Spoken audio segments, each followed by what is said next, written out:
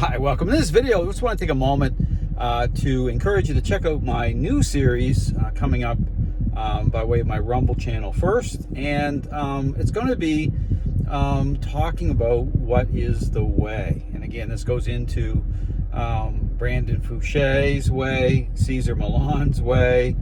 And again, even this whole question that's raised, well, what is the role of devices? And as mentioned, well, dogs don't use leashes on each other.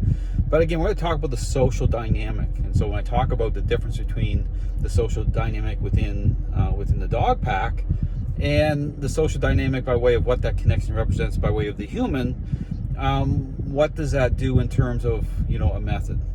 What is the role of influence and control? How are those reconciled?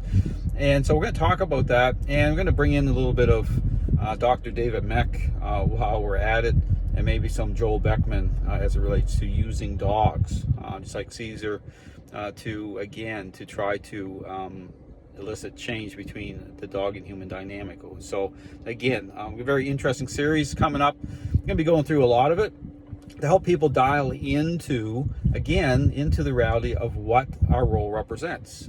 What does training represent? And again, I talk about these core ingredients being reconciled through a intentional interaction-based method.